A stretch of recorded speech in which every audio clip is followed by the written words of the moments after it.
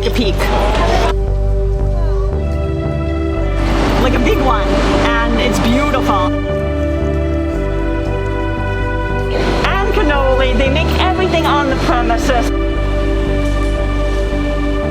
Sauce this time. That looks amazing.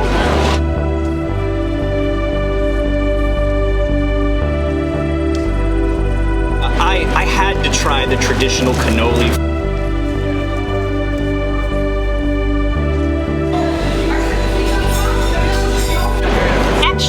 Extra good.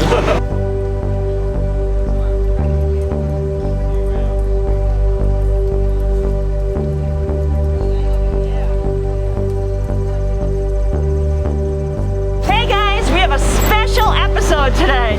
We're here with a fellow New York YouTuber, John Barr. His channel is Here Be Barr, and we're going to show him around 3 historic East Village businesses that are all sadly struggling to survive during the coronavirus pandemic lockdown.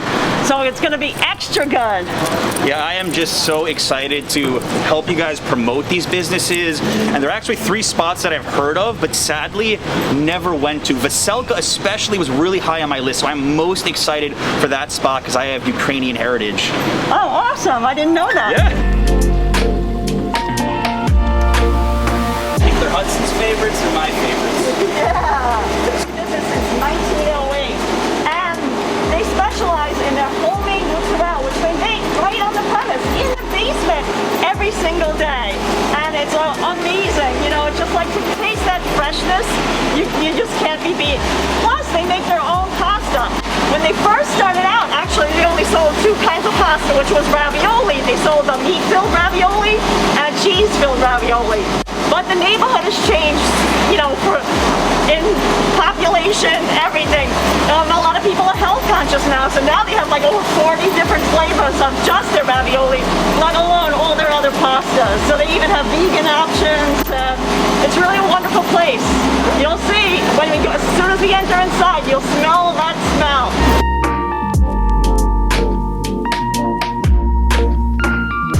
We visited Russo's earlier this year in March to watch the whole process of Jimmy making fresh mozzarella.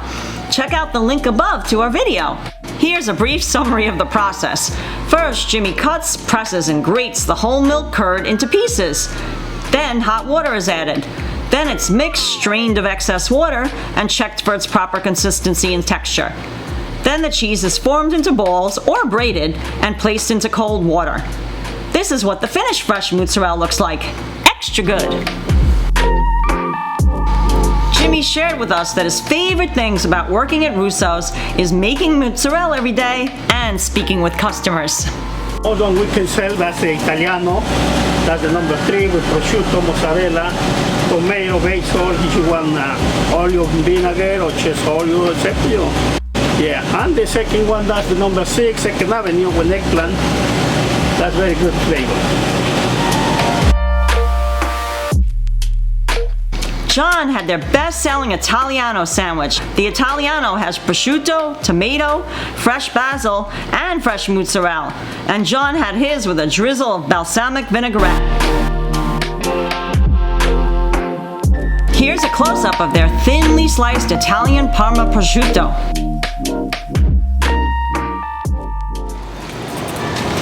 Oh, he's waiting.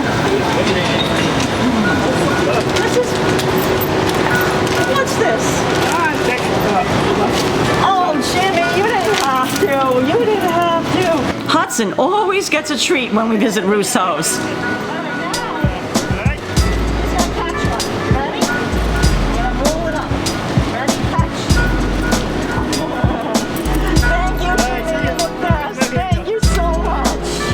John had their best-selling Italiano sandwich, and he loved it.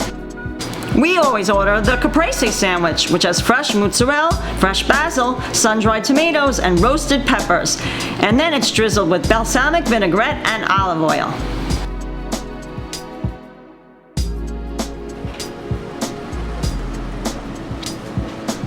Now we're headed right next door to Russo's to another historic small business which has been struggling to survive during COVID-19. It's Venero's Pasticceria, which kind of has like a symbiotic relationship with Russo's because people go to Russo's to get fresh mozzarella and pasta, and then they go to Venero's to get pastries, or vice versa. We visited Venero's in early March and filmed a video highlighting its fascinating history, and even spoke with the fourth generation owner Robert Zerilli about the struggles the business was facing due to the coronavirus pandemic. Check out the link above to our video. Venero's is like our favorite place. Not only do we love their amazing cheesecake and cannoli, they make everything on the premises. Because they've been in business so long, their business predates electricity. Wow. When they first opened, they made everything using a coal-fired oven in their basement because, there was no electricity. Everything was made by hand. Venero's closed from COVID-19 in late March, and it was closed until early May. But since it's reopened, it now has COVID plastic barriers in place, separating the long pastry counter with all the different pastry items from the customers. It sure looks different than our video earlier this year. There's also social distancing reminders on the original hand-laid tile floor. Now we're headed upstairs to one of the bakery's kitchens to check on what the bakers are making fresh right now. Wow, look at all those cakes waiting to be decorated. Prior to the coronavirus pandemic, Venero's typically would go through about 1,000 pounds of sugar every week to make all their pastries, cakes, and cookies they sell. That's a lot of sugar.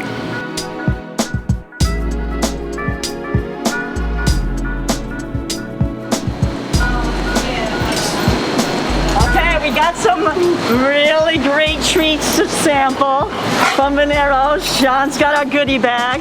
We got a lot of stuff that I was eyeing, and we're finally gonna try. This is gonna be fun. So let's support this business. Let's check out this cannoli first, though. This is a quality cannoli right here, guys.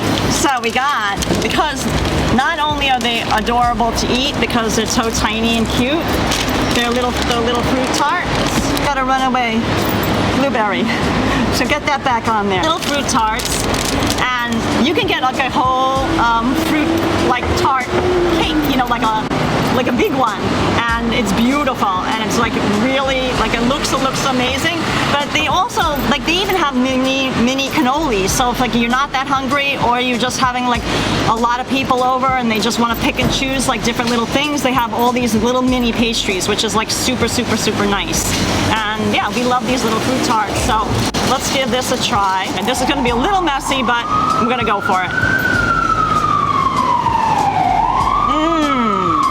So fresh, so delicious, extra good. Extra good, right? Extra good. Hooray! This guy is the Hudson. Do it again. This is good? Oh yeah, he'll take a second. He needs some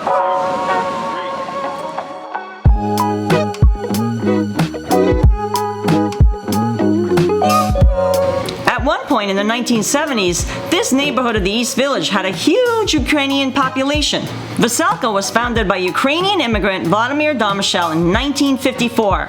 It specializes in homemade pierogies, borscht, and potato pancakes.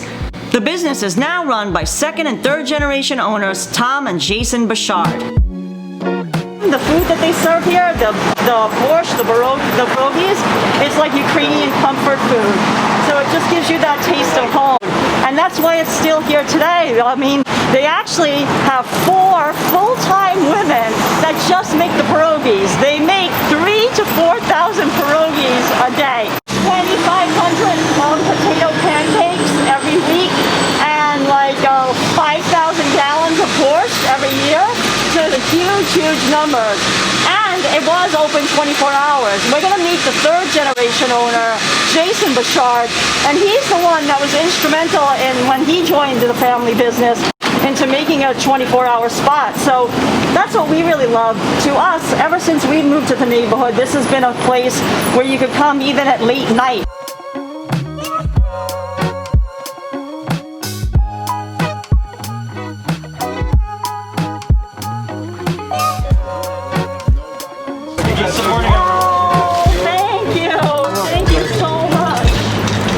I kind of fell in love with this place, the neighborhood, the diversity, the energy. I always felt like there was a future here, even though the future didn't look bright in the late 70s. But we stuck it out. In about 1980, the neighborhood started getting better, and we started doing better. Here, this was a typical Lower East Side candy store. We really weren't a restaurant, and we didn't focus on food. We served newspapers and cigarettes and egg creams. But after my father-in-law passed away, I kind of could see that the future of the business was more in the food and not in all those. So I slowly transitioned from candy store to coffee shop to restaurant, and that's turned out to be really key to success. Was taking initiatives to close restaurants initially to 50% capacity, and we did that, and then it was very sudden that he closed restaurants within a week of all indoor dining. We said for the health of our employees and the health of our own sanity that we would close completely and try to ride this out. You know, let's let the curve do its thing. I'm grateful that we're able to be in the position that we are. I am hopeful that when things get better that we'll be able to go into indoor dining. I understand why de Blasio or Cuomo have made these decisions to pause, but the lack of any further information about what to expect or what we need to do to make sure that it does go smoothly with indoor dining has left me a little concerned about what's going to happen. The unknown of when indoor dining is going to open is disconcerting to me. To have more tables than what we have right now to survive longer term. Totally closed, we'd be losing more money, but we're doing this, we're losing money. But from a hospitality standpoint, it's been really psychologically, I think, good for us, for our employees, to see our customers, to resume doing what we really enjoy doing, which is feeding people, making them happy, welcoming them to Veselka. This is their summer or cold borscht, which is made with beet broth, cucumbers, shredded beets, lots of dill, hard-boiled eggs, sour cream, lots of it, and buttermilk, all blended together. A bowl of summer borscht or hot borscht is $11.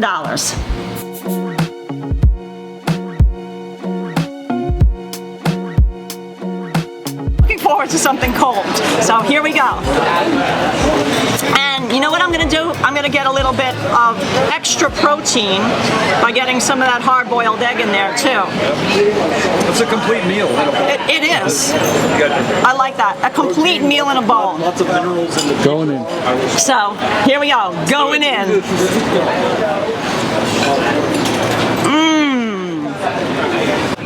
So flavorful. I mean, in my opinion, you can taste the love that went into making this. And that's what Veselka is all about. And rainbow, because Veselka means rainbow in Ukrainian. That's the extra good flavor. It's the dill. You're right. That's what I'm tasting. The verdict? Extra good.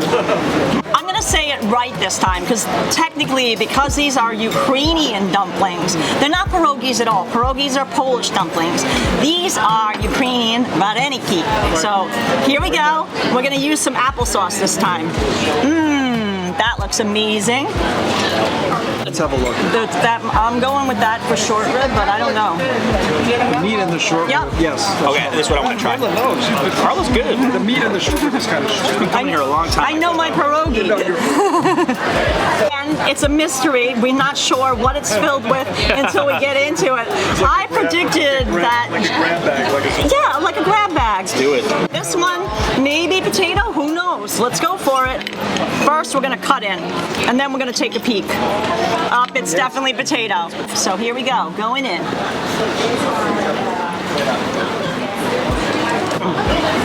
Extra good. Let's check out the interior of Veselka, even though it's closed to customers right now because of COVID restrictions. It's so strange to see it so empty like this because normally it's just filled to the brim with customers sitting at every table.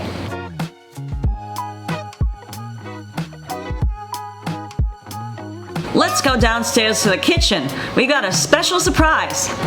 Here's a look at the step-by-step process of how the vareniki are made. First, the dough is prepared and rolled out. Then the dough is cut into circles. Filling is placed inside each circle. Then they're pinched closed. Then they're dropped into boiling water. When they float to the top, they're removed and ready to eat.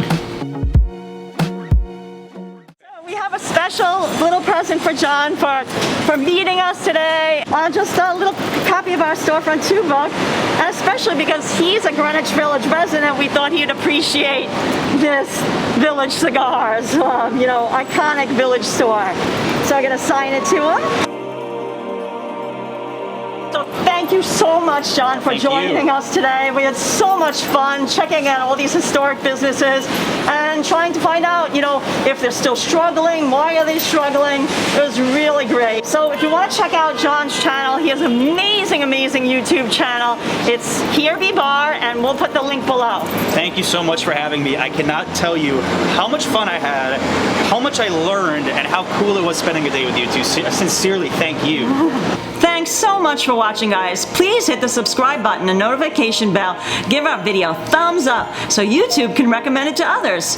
You may also enjoy our videos highlighting Russo's, Veniero's, and our Ukrainian food tour where we visited Veselka late last year before the holidays when they were super busy and those women were making pierogies like crazy.